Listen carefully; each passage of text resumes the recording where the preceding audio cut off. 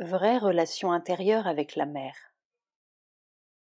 Une relation intérieure, de l'âme, implique que l'on sente la présence de la mer, que l'on soit constamment tourné vers elle, conscient du mouvement, de la tutelle et de l'aide de sa force, plein d'amour pour elle et que physiquement, près d'elle ou pas, on ait toujours le sentiment d'une grande proximité. Cette relation absorbe le mental, le vital, ainsi que le physique intérieur, jusqu'à ce que l'on sente que l'on a le mental proche du mental de la mer, le vital en harmonie avec le sien, et même la conscience physique emplie d'elle. Tels sont les éléments de l'union intérieure, non seulement en l'esprit et le moi, mais dans la nature. Je ne me rappelle pas ce que j'avais écrit, mais telle est l'intime relation intérieure, par opposition à une relation extérieure consistant uniquement en la façon de rencontrer la mer sur le plan physique extérieur. On peut parfaitement et authentiquement avoir cette intime relation intérieure, même si, physiquement, on ne voit la mer que pour le pranam et la méditation, et peut-être une fois par an, pour l'anniversaire. La liaison est toujours établie, dans le moi et le psychique. Mais s'il y a des obstacles dans le mental, le vital et le physique, alors la liaison ne peut se manifester, ou, si elle se manifeste jamais, il s'y mêle des éléments qui la rendent imparfaite et inadéquate. La vraie relation est la relation psychique et spirituelle. Dans les autres parties, la relation doit être reprise sur la base de ce lien psychique et spirituel et peut alors être permanente. La relation avec le divin, la relation avec la mer, doit être une relation d'amour, de foi, de confiance, d'assurance, de soumission. Toute autre relation du type vital ordinaire entraîne des réactions contraires à la sadhana. Désir, abhiman égoïste, exigence, révolte et toute la perturbation de la nature rajasique humaine ignorante à laquelle la sadhana a pour but d'échapper.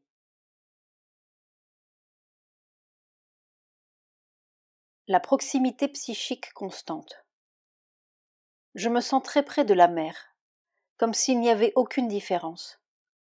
Mais comment est-ce possible alors qu'il y a un tel abîme entre elle et moi, elle se trouvant sur le plan supramental et moi sur le plan mental. Mais ici, la mer n'est pas que sur le plan supramental, elle est sur tous les plans, et en particulier, elle est proche de chacun en la partie psychique, le cœur intérieur, si bien que, lorsque cette partie s'ouvre, la sensation de proximité vient tout naturellement. Tout ce qu'il faut, c'est que votre être psychique vienne en avant et s'ouvre à mon contact intérieur direct, réel et constant, et à celui de la mer. Votre âme s'est jusqu'à présent exprimée par l'intermédiaire du mental, de ses idéaux et de ses admirations, ou du vital, de ses joies et de ses aspirations supérieures. Mais cela ne suffit pas pour conquérir la difficulté physique, ni pour illuminer et transformer la matière. C'est votre âme en soi, votre être psychique qui doit venir en avant, s'éveiller totalement et accomplir le changement fondamental. L'être psychique n'aura pas besoin du soutien d'idées intellectuelles ou de signes et d'aide extérieure. Rien d'autre ne peut vous faire directement sentir le divin, ni vous donner la constante proximité, le soutien et l'aide intérieure. Dès lors, vous ne sentirez pas la mer éloignée, ni n'aurez plus de doute sur la réalisation, car le mental pense et le vital désire, mais l'âme sent et connaît le divin. Ce que vous donnez ici est une description exacte de l'être psychique et de sa relation avec la mer. Telle est la vraie relation. Si vous voulez réussir dans ce yoga, vous devez vous en tenir à la relation psychique et rejeter le mouvement vital égoïste. Le psychique passant à l'avant et y demeurant, voilà le mouvement décisif du yoga. C'est ce qui s'est produit la dernière fois que vous avez vu la mer. Le psychique est venu en avant. Mais vous devez le maintenir à l'avant. ce que vous ne pourrez faire si vous écoutez le vital et ses récriminations. C'est par la foi, la soumission et la joie de la pure consécration, l'attitude psychique, que l'on grandit en la vérité et que l'on s'unit au divin. Ne pouvant me concentrer correctement, j'ai appelé la pureté d'en haut. L'être entier a aussitôt été empli de paix et de pureté, et sans aucune difficulté, j'ai senti la présence de la mer dans le cœur. Une intense aspiration s'est élevée du cœur et d'en dessous, en fait de toutes les parties de l'être. Le cœur était empli d'adoration pour la mer. Il y avait la dévotion, une authentique soumission, un grand soulagement dans l'union avec la mer. Il y avait une intense aspiration à la pureté. Était-ce une ouverture psychique ? Oui, c'était évidemment une ouverture psychique et dans le sens souligné, qui est très important, d'ouverture à la pureté supérieure. C'est l'une des choses les plus importantes pour l'ouverture psychique et la relation intérieure avec la mer. Ce qui appelle est votre être psychique, qui est situé profondément derrière le centre du cœur. Nombre de gens sentent parfois l'appel vers la mer venir de là. Il vient plus facilement pendant le sommeil ou lorsque l'on est à demi éveillé, parce que alors le mental n'est pas actif, en sorte que ce qui se passe au-dedans, dans l'être intérieur, peut se manifester. La vraie base de la sadhana. Oui, c'est la vraie base, totalement unie à la mer en une parfaite égalité. Ainsi peut-on vivre la conscience supérieure et l'implanter jusque dans les parties les plus extérieures de la nature. Plus grandit l'union avec la mer, mieux cela vaut pour la sadhana.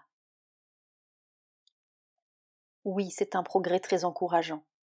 Si vous conservez l'ampleur et le calme comme vous les conserviez, ainsi que l'amour pour la mer dans votre cœur, alors tout ira bien, car cela représente la double fondation du yoga.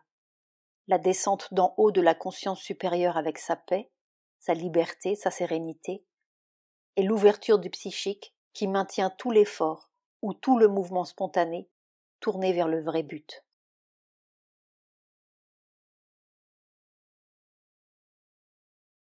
L'amour de la mer. Vous êtes l'enfant de la mer, et l'amour de la mère pour ses enfants est sans limite. Elle supporte patiemment les défauts de leur nature. Essayez d'être vraiment l'enfant de la mer. Il est là, en vous, mais votre mental extérieur est occupé à de petites futilités et s'en fait trop souvent et rageusement des montagnes. Vous ne devez pas seulement voir la mer en rêve, mais apprendre à la voir et à la sentir avec vous et en vous à tout moment. Il vous sera plus facile alors de vous contrôler et de changer, car étant là, elle pourra le faire pour vous. Quant aux impressions sur la mer et à l'idée que son amour n'est donné qu'en échange du travail, ou qu'à ceux qui font bien leur sadhana, c'est l'habituelle sottise du mental vital physique, et elle n'a aucune valeur. Si la méditation vous fait mal à la tête, il ne faut pas méditer. C'est une erreur de croire que la méditation est indispensable à la sadhana. Il y en a tant qui ne méditent pas, mais ils sont proches de la mer et progressent aussi bien que ceux qui ont de longues méditations. La seule chose nécessaire est d'être tourné vers la mer. Il n'est besoin de rien d'autre. N'ayez pas peur, ne soyez pas triste, mais laissez la mer accomplir tranquillement son travail en vous et par vous, et tout ira bien.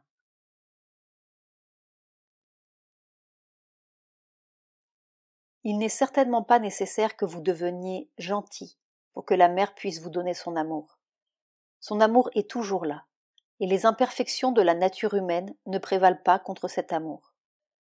Il faut que vous preniez conscience qu'il est toujours là, c'est tout. Pour cela, il importe que le psychique vienne en avant, car le psychique sait, tandis que le mental, le vital et le physique ne considèrent que les apparences superficielles et les interprètent de travers. X commet probablement deux erreurs. La première est d'escompter des manifestations extérieures d'amour de la part de la mère. La seconde, de viser le progrès au lieu de se concentrer sur l'ouverture et la soumission sans rien demander en retour. Ce sont là deux erreurs que les sadhaks commettent constamment. Si l'on s'ouvre, si l'on se soumet, alors, dès que la nature est prête, le progrès vient de lui-même. Mais la concentration personnelle en vue du progrès entraîne difficulté, résistance et déception du fait que le mental ne considère pas les choses sous l'angle juste. La mère a une tendresse particulière pour X, et tous les jours, lors du pranam, elle essaye de mettre sur lui une force pour le soutenir. Il doit apprendre à être tranquille dans son mental et son vital, et à se consacrer afin de pouvoir en devenir conscient et recevoir. À la différence de l'amour humain, l'amour divin est profond, vaste et silencieux.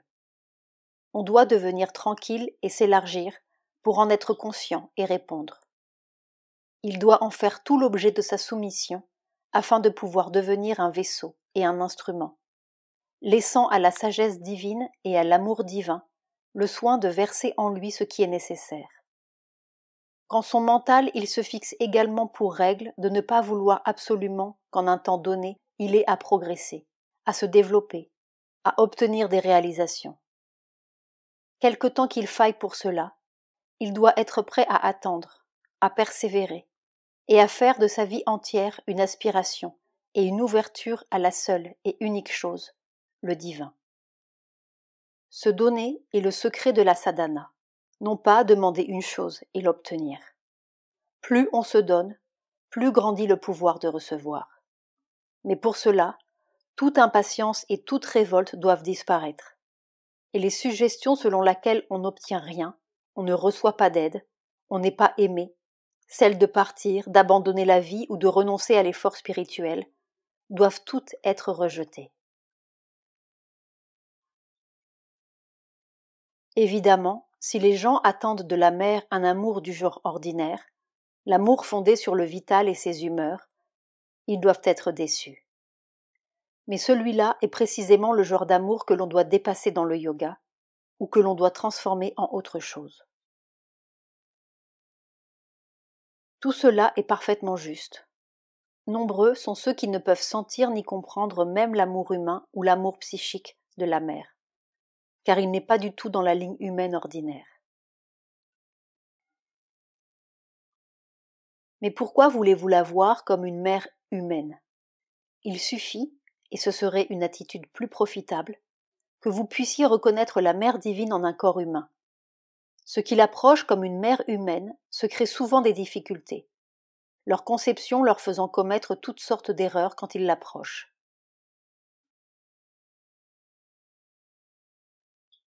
Le sadhak se sent seul et souffre lorsqu'il n'a pas la présence de la mère. Est-ce que la mère incarnée ressent, comme la mère humaine, l'absence de son enfant ? Ou est-elle plus malheureuse que la mère humaine du fait qu'elle ne peut exprimer ce qu'elle éprouve aussi ouvertement que la mère humaine ? Si tel était le cas, la mère devrait tout le temps être profondément malheureuse, et pour des millions de raisons. Pourquoi, en effet, ne souffrirait-elle que pour les sadhaks ? Pourquoi ne souffrirait-elle pas pour chaque âme qui erre dans l'ignorance ? L'enfant n'a pas besoin d'être malheureux, mais simplement de revenir lorsque la mère appelle. Cette idée que vous vous faites, et selon laquelle la mère prend soin de tous comme de ses enfants, et pas de vous, est de toute évidence une idée sans fondement et ne repose sur aucune base solide. Dans son amour et sa sollicitude pour vous et dans ses manières, elle se montre aussi affectueuse à votre égard que pour aucun autre, et plus que pour la plupart. Il n'y a rien de solide ou de précis sur quoi nous puissions voir que reposerait votre idée. Elle ne correspond assurément à rien de réel dans les sentiments de la mère. Mais j'ai remarqué que ce genre d'idée vient toujours à l'esprit des sadhaks, hommes et femmes, surtout de ces dernières, quand ils s'abandonnent au découragement et qu'ils écoutent les suggestions extérieures. Ils disent toujours la même chose que vous. Vous aimez tout le monde, vous vous occupez de tout le monde. Il n'y a que moi que vous n'aimiez pas et dont vous ne vous occupiez pas. Je suis manifestement inapte au yoga, sans quoi vous ne m'écarteriez pas de vous comme cela. Je n'arriverai jamais à rien. À quoi bon rester ? si c'est seulement pour vous déranger? Quelle raison ai-je de vivre? Mais lorsque l'être psychique est bien éveillé, alors ces pensées, cet accablement, ces notions fausses ne peuvent que disparaître. Ce que vous éprouvez n'est donc que ce découragement et les suggestions erronées qui l'entraînent. Cela ne correspond à rien de réel dans les sentiments ou l'attitude de la mère à votre égard. Cela s'en ira avec le reste, à mesure que l'être intérieur, l'âme en vous, viendra davantage en avant. Car l'âme en vous sait qu'elle aime la mère et que la mère vous aime. Elle ne peut être aveuglée par les suggestions qui leurrent le mental et la nature vitale. Aussi, ne demeurez pas dans ces pensées sans fondement. Elles ne font que traduire un état d'abattement et une suggestion de l'extérieur. Laissez l'être psychique grandir en vous et la force de la mère travailler. Le lien de l'enfant et de la mère est là, en votre âme. Il se fera sentir dans votre mental et votre conscience vitale et physique, en attendant de devenir pour la conscience entière la base sur laquelle toute la sadhana peut être fermement et sûrement établie. Tout l'amour et toute l'aide de la mère demeureront avec vous, inchangés, tels que par le passé. La difficulté vient tout entière d'un mouvement vital qui veut posséder de la mauvaise façon, en comparant à d'autres, au lieu que vous viviez pleinement avec le cœur et l'âme en contact étroit avec le cœur et l'âme de la mère. Il en va de même dans vos rapports avec X. Mais c'est là un défaut courant dans la nature humaine, et il y en a ici beaucoup qui en sont marqués. Ce n'est pas une chose qui ne puisse être supprimée de la nature. En fait, puisque votre cœur et votre âme veulent en être affranchis, ce défaut ne peut que s'en aller. Ne soyez dès lors pas découragés lorsqu'il réapparaît du fait d'une ancienne habitude. Avec l'amour et l'aide de la mère, ce que désire votre cœur et votre âme se produira sûrement, et l'élément faux et obscurcissant disparaîtra. Ai-je raison de croire que mon être psychique est toujours actif et en avant depuis maintenant quelques années? Si votre psychique est en avant et actif, c'est-à-dire occupé à changer et à contrôler le mental, le vital et le physique, comment se fait-il que la façon que la mère a de vous traiter mette votre nature en émoi? Si le psychique était en avant et actif, il dirait immédiatement à toute partie de la nature qui veut être bouleversée. Quoi que fasse ou décide la mère, cela doit être accepté avec bonheur et soumission. Le mental ne doit pas se figurer mieux connaître que la mère ce qui doit être fait. Le vital ne doit pas désirer que la mère se comporte selon ce qu'il veut et préfère. Car de telles idées et de tels désirs appartiennent à la vieille nature et n'ont pas de place dans la nature psychique et spirituelle. Ce sont les erreurs de l'ego. Et s'il avait le contrôle de la nature, de tels bouleversements seraient impossibles. Il est donc à supposer que si le psychique a pu exercer quelque influence sur l'être, son contrôle est loin d'être complet, ou que le vital s'est dressé et couvrant le psychique en a suspendu l'influence. Mais si le psychique était totalement en avant et non pas voilé, ou pas simplement émergent, il serait impossible de le recouvrir tout à fait. Il pourrait au plus y avoir un bouleversement à la surface, tandis qu'au-dedans, tout demeurerait tranquille, conscient et consacré. Sri Aurobindo parle de la mère.